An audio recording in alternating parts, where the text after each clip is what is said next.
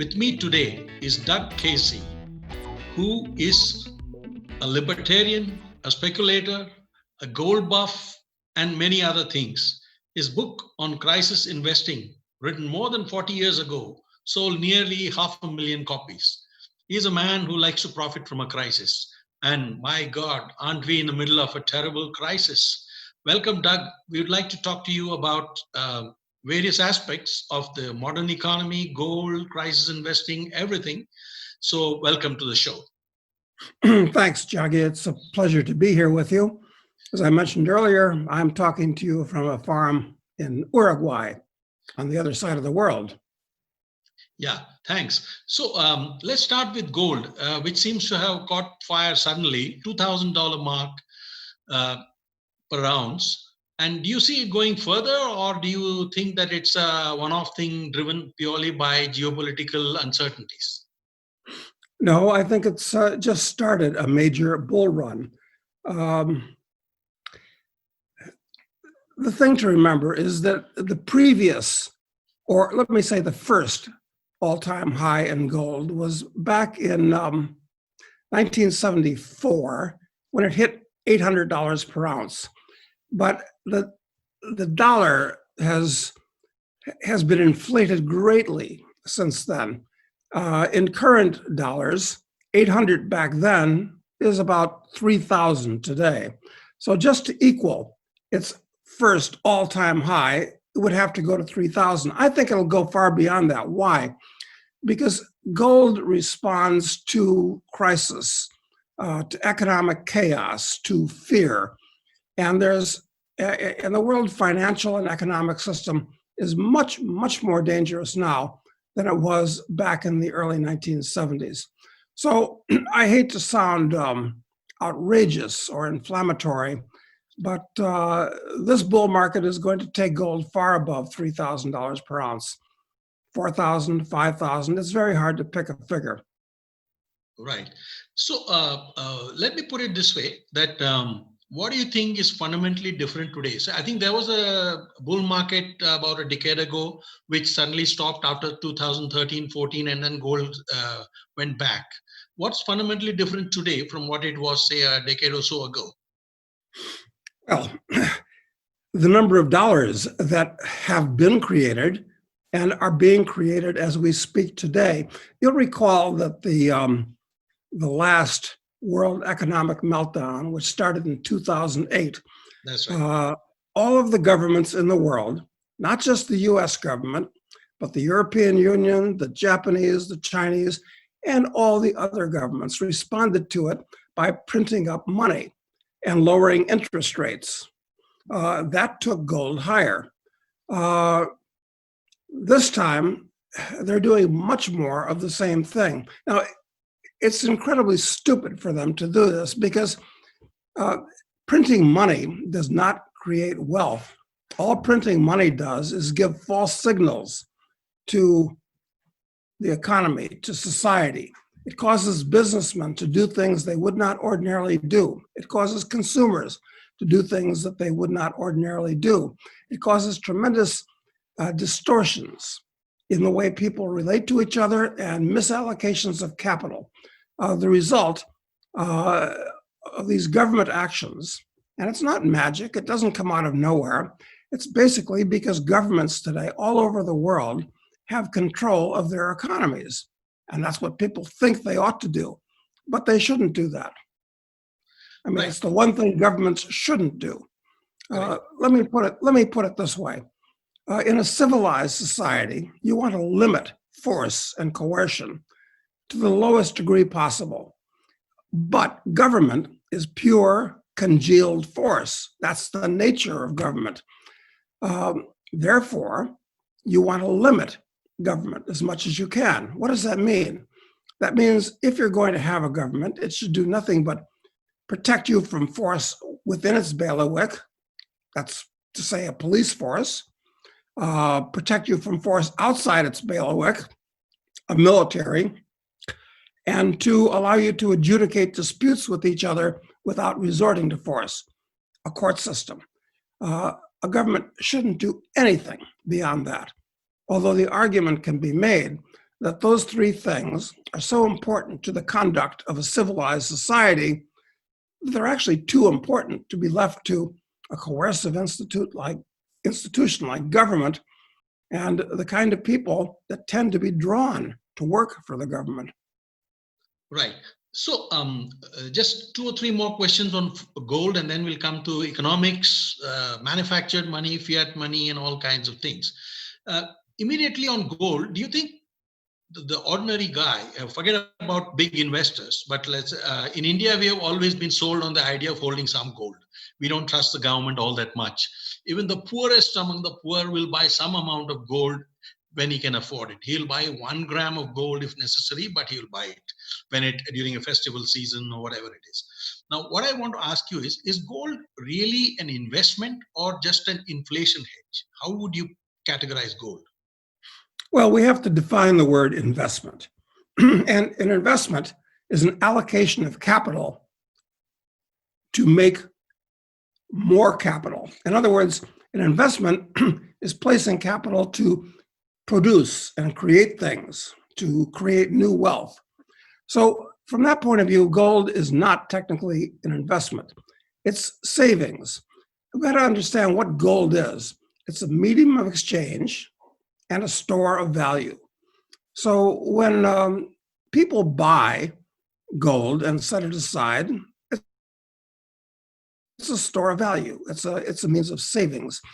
You can't effectively save with paper fiat currencies because governments can create them at will. And fiat currencies generally have a half-life because governments destroy them. They use them as an indirect way to create income for themselves. So no, it's not an investment, it's a savings vehicle. And So it can it is also, money, right? It is money. It is money, yes. It's money in its most basic form. Gold is one of 92 naturally occurring elements. And as such, it has unique properties. And in the 5th century BC, Aristotle, the ancient Greek philosopher, put his finger on the 5 characteristics that a good money must have. A good money has to be durable. That's why we don't use wheat as money. It doesn't last more than a year or two. It must be divisible. That's why we don't use real estate as money, or artwork as money. You can't divide them. It's convenient. That's why we don't use lead as money. It takes too much to be a value. It's got to be consistent. That's why we don't use diamonds as money, for instance, because every diamond is different from another diamond. And the last thing is money has to have utility value. It has to have use in and of itself so that nobody can get stuck holding the bag, you might say. That's why we don't use paper as money. The paper we have in our pockets is not technically money, it's currency. Currency, we have to define these words, so we use these words properly. Right. Currency is a government's substitute for money, or historically, it used to be a government's receipt for money. It's more convenient to have a receipt for some gold that's stored in the bank, and that's what a $100 bill used to be. It was a receipt for, at that time, 5 ounces of gold, because gold used to be $20 an ounce. That used to be its official fixed price for all of the 19th century and up until 1933. And then the delusion of Keynesianism took over. Governments thought they could manage the economy by printing money and controlling interest rates. And since that's of course why the price of gold has gone up. It's not fixed to anything anymore. Or I should say the dollar or the rupee or any currency is not fixed to anything, except the will of politicians. Right. So, but I don't suppose there's any possibility of any government agreeing to go back to some form of a gold standard. Do you think there are any possibilities of that? No, they won't do it voluntarily. Of course not, because it's a discipline. Yeah. And politicians do not like to be disciplined by anything. They like to believe that they can control everything. So it's not a question of what they want. It's a question of what's going to happen. Right now, the dollar is the world's currency. Right. Commodities internationally are priced in dollars. You trade in dollars internationally. Probably 80% of the trade in the world uses US dollars. This is a problem because if India and Russia trade between each other, they use dollars.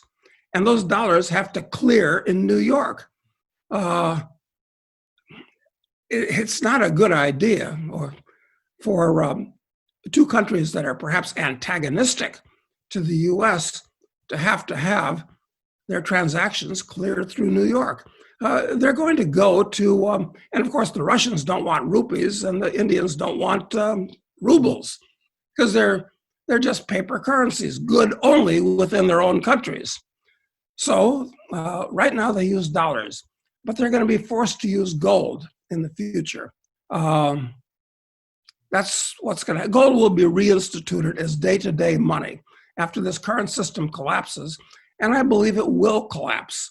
It's a house of cards. This is a serious economic catastrophe we're looking at, and the upshot of it is going to be much more serious than the unpleasantness of 1929 to 1946.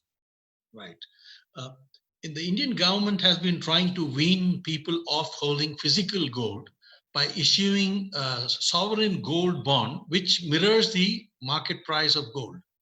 So this has been actually the most beneficial investment anybody has made over the last 3 years, with gains of nearly 40%. Now, do you think this is a good idea of governments actually taking on the liability of paying people in gold through a paper which mirrors gold, but which is not actually gold? Well, you'll recall that before 1933, the US government, when it issued any kind of a bond, any kind of debt, was guaranteed to be paid in gold plus interest. So sure, that was fine if the government was going to borrow money, but they defaulted on that promise. And the British, all governments used to have these things before the 1930s, and they all defaulted on it. So you've got to ask yourself, how much do you trust the Indian government? The problem is that all, or almost all, I should say, of the governments in the world are terminally bankrupt. Lending money to a bankrupt entity is not very wise. So it may have been a good investment for the last few years, but I would not count on them paying off the way the paper says. They'll default. Right. Like the Americans did in 1933. Everybody else has since then. Right. Let me come to economics. Basically, since the Keynesian idea of boondoggles and people and government printing money to keep demand up and all, today we now have something called the modern monetary theory, which some US economists seem to be suggesting that you can keep printing money as long as inflation is low. And so that's a good way to revive the economy. What do you think of these things? For me, it looks like snake oil economics. Yes, it is. It's idiocy, but it's worse than idiocy. It's destructive. Basically, so-called modern monetary theory puts even more power in the hands of government people. And the people that created this idea, modern monetary theory, you should not call them economists. Economists are people that describe the way the world works. And they don't do that. What they do is they prescribe the way they think the world ought to work and whisper it in the ears of politicians who are happy to enforce it on society. The immediate and direct consequences of throwing paper money on society, it looks good. I mean, if we put $10,000 in everybody's bank account this coming Sunday night, Monday morning, everybody would wake up and think I'm wealthy. They'll go out and buy a new car. They'll buy a swimming pool. Who knows what they'll do. The economy would boom. But that's the immediate and direct effect of inflation. The indirect and delayed effects are that prices rise dramatically. Among one thing, people stop working. They don't have to work. They feel like they're rich. It creates all kinds of distortions in the economy. So it creates the business, what's known as the business cycle. And a business cycle always winds up with a recession. And if the government does something to try to cure a recession, namely printing money or adjusting interest rates, it will turn into a depression. And that's what we're headed towards now. Well, that's what we're in now. We're in the early stages of it. Right. Looking back over the last 100 years, when we have had the central banks become bigger and bigger in terms of their balance sheet sizes, and especially in the last 12 years, what do you think? Where do you think institutions like central banks, like the US Fed, the European Central Bank, the Bank of Japan, and all these guys are going wrong? And if you were to start from a zero base today, would you have these institutions at all? No, they serve no useful purpose. They should be abolished. The market needs gold, needs money, and that's what the purpose gold served for thousands of years, up until Keynesianism in the 1930s. You don't need central banks. They're nothing but engines of inflation. That's all that they are. Commercial banks are quite adequate for commercial transactions. Now, these central banks are simply means for governments to fraudulently direct wealth to themselves by printing up money. That's what their central banks do. So no, they should disappear. So some countries have monetary boards instead of central banks. Are they a better idea, or are those better ideas, or do you think we shouldn't have them at all? Only countries that have terminally bad histories with managing their own currencies need currency boards. And what do currency boards do? You set up a currency board, and generally the local currency issued by that currency board is supposed to be backed 1-to-1 by a more responsible currency, generally the US dollar. So no, you don't need them or want them. You just should use gold and cut out the middleman, as it were. Right. Tell me one thing. We've been noticing one thing, that in electoral democracies, there is a greater tendency on the part of politicians to print money to either buy their own re-election or to get their economies out of the ditch for the short term. So are democracy and free enterprise fundamentally at odds? Is state power permanently going to increase in all democracies? Because voters say, whenever I'm in trouble, the state has to step in and rescue me. Yes, they are at odds with each other. And democracy has become the equivalent of a god all over the world. Look, I'm all for democracy if you have a few friends that want to decide where to go for dinner, and they decide to vote. Wherever 3 out of 4 of them want, okay, that's fine. Democracy is okay, possibly, if you're in a society where everybody shares the same language, the same culture, the same view of the world, the same ethical system. Okay, that might work, but it's unnecessary. If you want a democracy, that's what the market does. People vote on what kind of cars a car manufacturer should manufacture with their money. They vote on what kind of house they want to live in with their money. So you don't really need a political democracy. It's a snare and a delusion. And as you indicated quite correctly, when you have a democracy, what it basically amounts to is 51% of the people boss around the other 49% of the people. It's political democracy is like having two wolves and a sheep vote on things, like what to have for dinner, for instance. And that's exactly what happens here. The rich pay off the politicians to get what they want, throw some table scraps to the poor, and the middle class gets to destroy it all, gets to pay for it all. So, no, political democracy is a disaster. It's unnecessary. It puts way too much emphasis on politics as a way for people to relate to each other, and that shouldn't be, because politics is coercion. Right.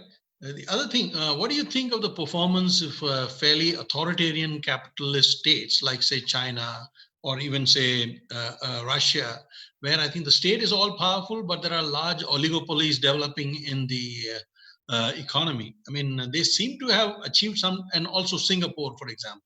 It's a free market, but driven politically by a very strong state.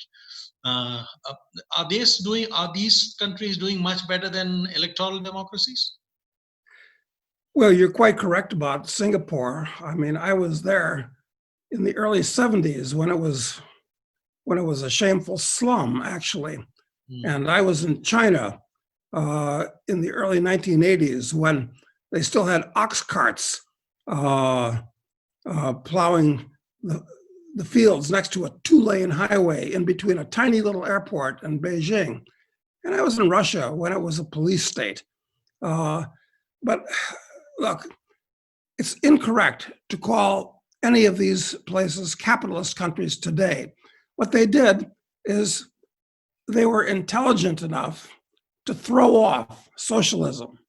In the case of China, throw off communism. Wonderful. Look, Karl Marx defined communism as a system where the state owns the means of production and consumer goods.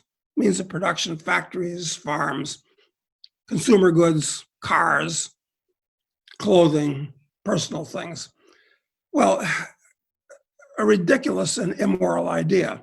But he said socialism was a way station there, where the state just owns the means of production and private goods can be privately owned, but controlled by the state. Okay, do we have any socialist countries today? Actually, most of the countries in the world today are technically fascist countries.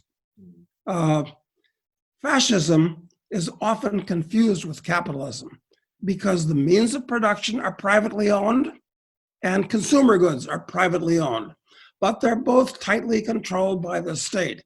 It is not capitalism. Right.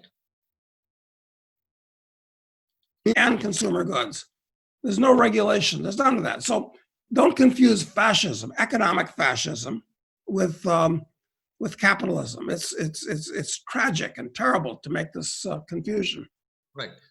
Another thing, one of the big changes we have seen all over the world after the emergence of huge dollops of fiat money floating around is that we have seen huge trillion-dollar market capitalization companies, largely tech companies. I mean, you have the Googles and Apples and Amazons and Microsofts, and maybe even the Netflixes can become that way. But is this such a good thing that we are actually creating huge monopolies because of the huge amount of free zero-cost money floating around? How do you deal with these kind of monopolies? Well, look, you've got two kinds of monopolies. You've got a state monopoly and a market monopoly. Market monopolies are possible when a company provides whatever service so well and so cheaply that it's not worth anybody's time to compete with them. And so what, if that's the case? The problem is with many companies today is that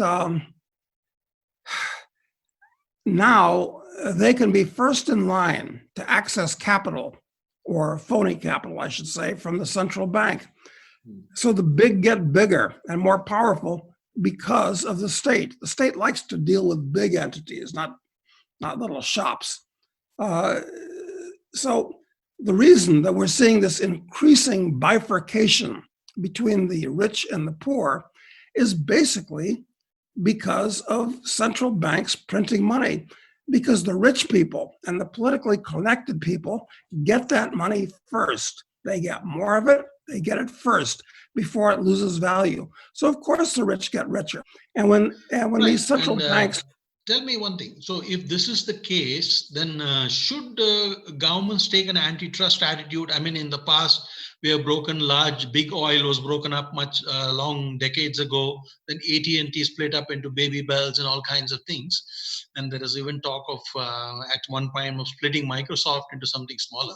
Should the state get into this business at all, or should you let the market decide who should be big or small? the state should not be involved in the economy at all in any way, whether we're talking money or regulation, neither one. Standard Oil, for instance, Rockefeller got to be as big as he was with Standard Oil because he provided oil to everybody more cheaply than anybody else could. Well, God bless him. That's what capitalists are supposed to do. And incidentally, look what happened. Standard Oil was broken up into Standard Oil New Jersey, Standard of Indiana. There were a bunch of them that were broken up. And subsequently, they've all been recombined because it happens to be more economic. You can't involve politics in how goods are produced. It's counterproductive. I mean, it's a basic principle, not just an economic principle, it's a moral principle. It's incorrect for people that are only good at being elected to tell everybody else how to run their lives. How would the market actually deal with monopolies? Because once you have monopoly, you have pricing power, you have control of resources, and you can pretty much, if you're big enough, you can even topple governments in places like where you're staying. But my point is there a limit to how big companies should be allowed to grow through some kind of social control, or you feel the markets can ultimately take care of it? Oh, the markets will absolutely take care of it if the markets are free and regulated. These monopolies usually grow, as I said, because big companies tend to have first access to printing press money from the government, and they're in a position to bribe politicians to make sure they stay in place. In a free market, a company can become very big by providing low-cost, high-quality goods and services to people. But in a technologically evolving world, there's always somebody coming up with an innovation that can do it even better and even cheaper and displace them. So it's what we call a non-problem. I mean, it's a straw man. People set it up to worry about it, but it's not a problem. Right. And coming back to where we started on your book in Crisis Investing, can you tell us in a few words, what is crisis investing? And given that we are bang in the middle of one, what should investors think is the opportunity right now? Well, actually, I might have called the book Crisis Speculating, because earlier we talked about the difference between saving and investing. But in today's world, you're almost forced not to be an investor because things are so unpredictable that investing becomes very hard to do, almost impossible in a highly politicized atmosphere. You have to speculate in order to stay ahead of the destruction of the currency and stay ahead of the chaos created by these governments. That means you have to become a speculator. What is a speculator? A speculator is somebody who tries to capitalize on distortions caused by governments. George Soros, perfect example of a good speculator. He saw that the British pound years ago was about to fall, and he helped give it a push. That was a good speculation. So today, everybody's forced to be a speculator. Unfortunately, speculation doesn't create new wealth. It simply allows you, if you're good at it, to capitalize on chaos. That's why speculators get a bad name. But in a free market society, we wouldn't have speculators. They wouldn't be necessary. Right. Tell me, just when we are coming to the end of this discussion, if you were to look at, make some your own guesses on 2 or 3 points. One, where will gold be, let's say, 5 years from now, or at the end of the current COVID or coronavirus related crisis?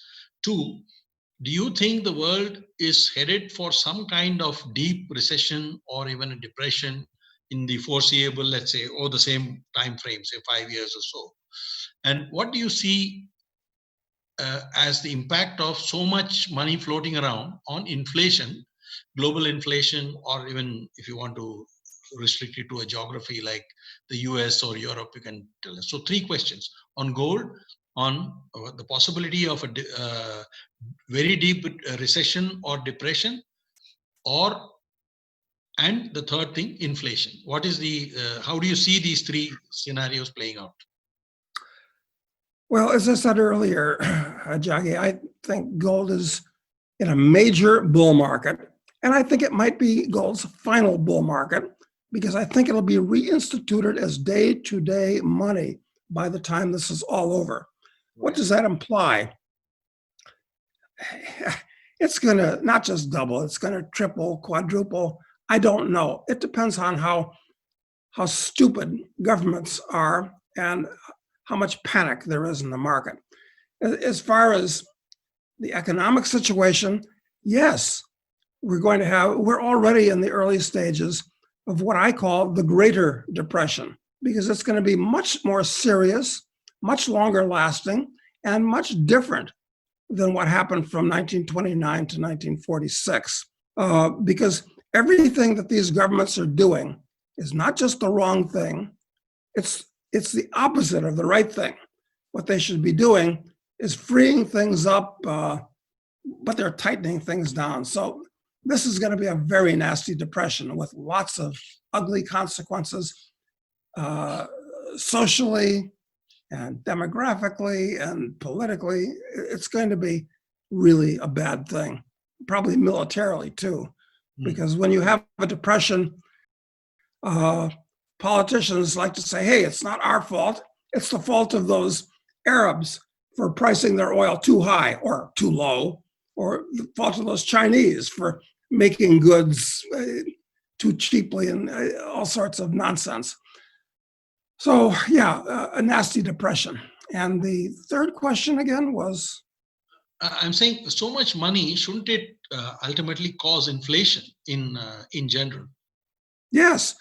What's going to happen is that not just minor countries that always destroy their currencies already have a half-life, but the US dollar itself is on its way to destruction. I mean, since the Federal Reserve, America's central bank, was created in 1913, even by official numbers, the dollar has lost 98% of its value. And the value it's kept is mainly because technology has increased production so much. So, look, the danger is that the dollar, the US dollar, which is the linchpin of the world's economic system, will be destroyed. And it's the major asset of anybody who can save around the world. They don't want to save some local currency. They want to save dollars. So those people are going to be wiped out. Foreign central banks, their assets are mainly in US dollars. I mean, it's going to be worldwide chaos. This is really serious. So one related question, since you strongly believe that government shouldn't be the ones printing money or creating money. Do you see the operation of the monetary system shifting to private hands or multiple hands, or say currencies like cryptocurrencies like Bitcoin and all? Do you see the world taking to those kind of currencies which are less capable of being manipulated by the state?